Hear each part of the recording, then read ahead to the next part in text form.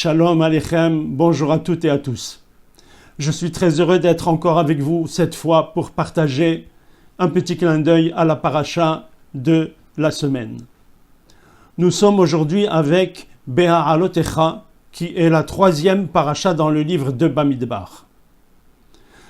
On nous raconte dans cette paracha, au chapitre 9, à partir du verset numéro 6, comment un certain nombre de Juifs qui, selon la tradition, portaient le cercueil qui contenait les ossements de Yosef Hatzadik dans le désert après la sortie d'Égypte, n'ont pas pu participer à cette mitzvah du Korban Pessah, l'offrande du sacrifice de l'agneau pascal à la date du 14 Nissan.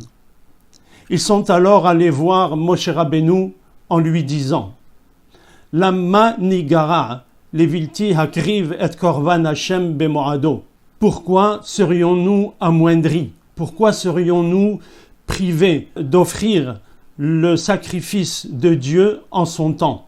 Ces Juifs, en effet, avaient été très touchés et peinés de n'avoir pas pu participer à cette mitzvah du Korban Pessah en son temps, du fait de leur état d'impureté par leur contact du cercueil de Yosef. Ils ont demandé à Moshe Rabbeinu en quelque sorte une session de remplacement. Et Moshe Rabbeinu n'a pas su quoi leur répondre, car le principe est que Avar Zemano Batel Korbano, une fois que le temps d'un sacrifice est passé, celui-ci est perdu. Après la date prévue, il ne peut plus être apporté au temple ultérieurement. Ne sachant quoi répondre, Moshe leur dit « Restez ici, il faut que j'interroge Hachem pour qu'il me donne la loi, ainsi que le sort qui vous sera réservé. » Et dans sa réponse, Akadosh Baruch Hu a accordé la possibilité à ceux qui étaient dans un état d'impureté, ou ceux qui étaient loin du temple à la date du 14 Nissan, d'offrir leur sacrifice le mois suivant à la date du 14 Iyar, lors de la fête de Pessah Sheni, le second Pessah. Quel est le sens profond de cet événement? Le rabbi de Lubavitch nous explique que la raison pour laquelle Moshe Rabbeinu, qui avait été interpellé par ces gens-là, a été très étonné de cette demande, c'est parce qu'ils ont demandé de pouvoir apporter leur sacrifice bemoado, en son temps.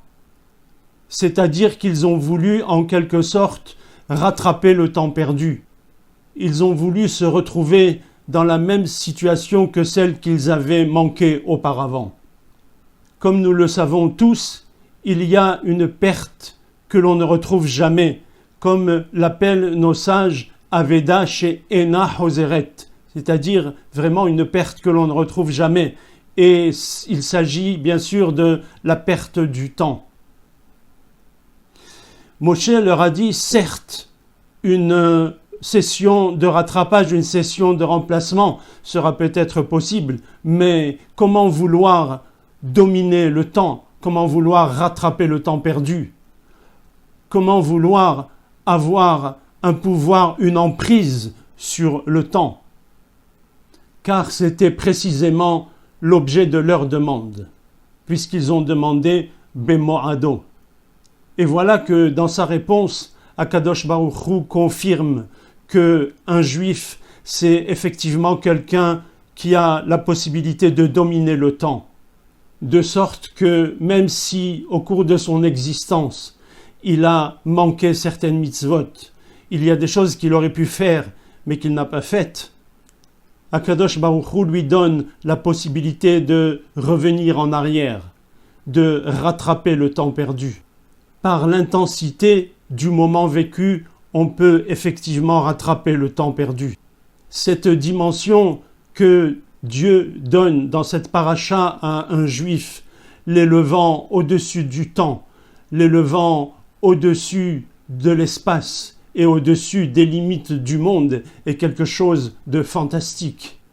Un juif est capable finalement de tout rattraper. Même si pendant de nombreuses années, il n'a pas eu la chance ou l'opportunité de respecter la Torah et les mitzvot, il ne doit pas se décourager, il ne doit pas considérer que tout est perdu. Il doit savoir que Akadosh Baruch Hu lui donne la possibilité de récupérer ce temps. Rien n'est jamais perdu. Par l'enthousiasme, par la vitalité et par l'intensité qu'il va mettre au quotidien dans son service d'Hachem désormais, eh bien, il lui est donné de rattraper ou de parfaire ce qu'il n'a pas fait, ce qu'il a manqué jusque-là. Voilà un enseignement d'espoir pour chacun d'entre nous, qui est de nature à nous donner beaucoup de force dans l'accomplissement au quotidien de la volonté d'Hachem. Shabbat Shalom Kol Tov Lachem.